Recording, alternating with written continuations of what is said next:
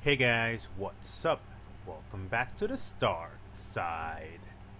While you're here, I do appreciate it if you support the channel by hitting that like button, and if you're new here, please hit that subscribe, as well as the notification bell. So first things first, apologies for the lack of content. I've been busy with some personal stuff, but here we are. So today we'll be talking about the Marvel Legends Thor Love and Thunder Korg Build-A-Figure Waves Mighty Thor. So here we have the Mighty Thor in the standard Marvel Legends packaging before they went windowless. So at the front we have the Love and Thunder movie logo. At the top we get a logo of Mjolnir. At the side we get some nice concept art of Jane Foster as the Mighty Thor. Same on the other side.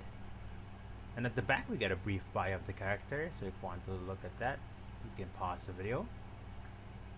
And here we have the other figures from the wave. Alright, let's get the Mighty Thor out of the packaging.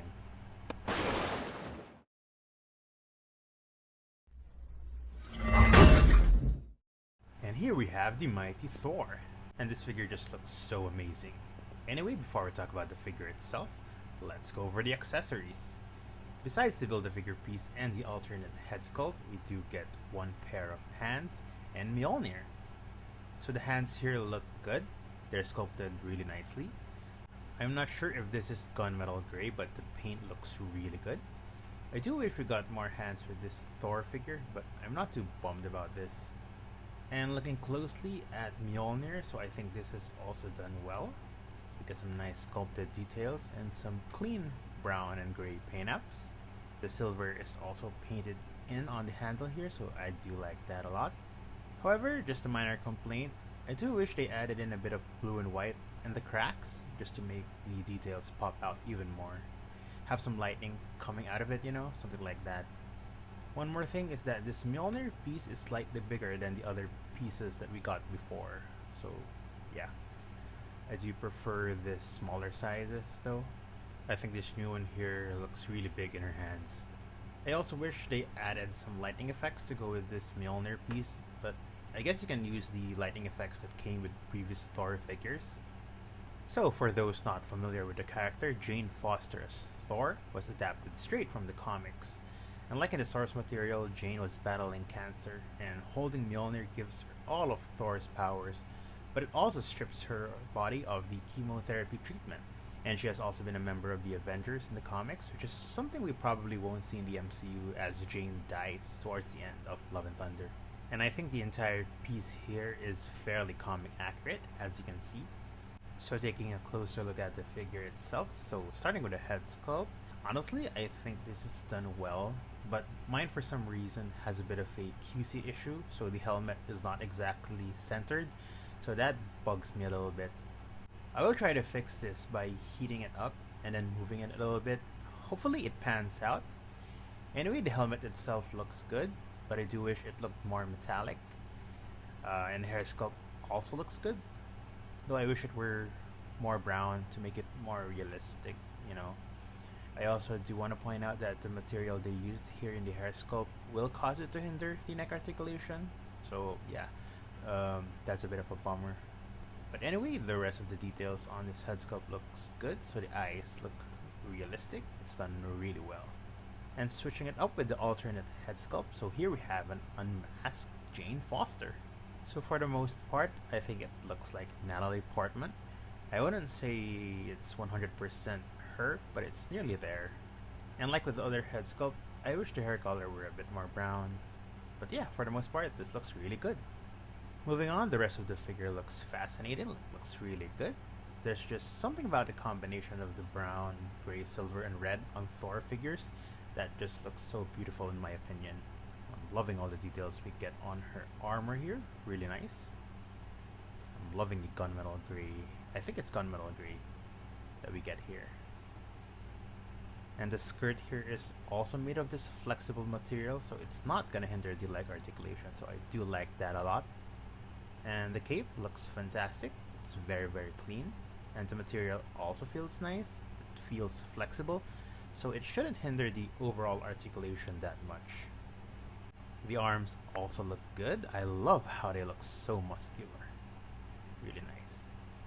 And the armbands also look amazing. So I'm loving the paint apps on this piece a lot, especially the dark gray, the gunmetal gray. And the legs look good as well. So we get some nice silver paint apps on the armor here. So overall, I think the sculpt and paint apps on this figure are awesome. Now let's go over the articulation. So because of the hair sculpt, you don't really get to move the head upward that much, but it will look down that far. And her neck does rotate, and we do get some nice neck pivot as well. Her arms went upward that far, just a little bit below the 90-degree mark, so that still looks good. And she can bend them down all the way as well. Her shoulders do rotate 360. We get a bicep swivel, pinless double jointed elbows. Her wrists do rotate, and we do get some nice wrist articulation here. So for this hand, we get some nice up and down movement. And for the other hand, we get this nice sideways hinge to it. She has a diaphragm pivot that allows her to move sideways, bend forward, backwards, and rotate side to side. And I'm not sure if this is a complete waist swivel, but we do get some rotation here at the waist, so just a little bit. Her legs can kick forward that far, and quite a bit backwards. Her hips move outward that far, that looks great. She has an upper thigh cut, pinless double jointed knees. Her ankles move up and down, and she has ankle pivot as well. Now for some figure comparisons, here's the Mighty Thor next to the OG Thor, and I think they look great side by side. I think the colors on these two match really well. And here's the Mighty Thor next to some figures that could make up the all-new All Different Avengers lineup in the comics. So we have Iron Man, Captain America Sam Wilson, Spider-Man Miles Morales, and Vision. So these aren't comic figures, but it's just, it just feels really good to imagine the possible lineup in the cinematic version. So that's my review of the Marvel Legends Thor Love and Thunder Mighty Thor. So I think this figure has decent accessories, great sculpt and paint apps, great articulation. So overall, I think this figure is awesome. Thanks for watching. Let me know what you think of this figure. Let me know what you think of my review. Please leave a comment below. And if you liked this video, I do appreciate it if you support the channel by hitting that like button. And if you still haven't, please hit that subscribe as well as the notification bell. You can also follow me on social media, links in the description below. And I'll see you guys in the next video.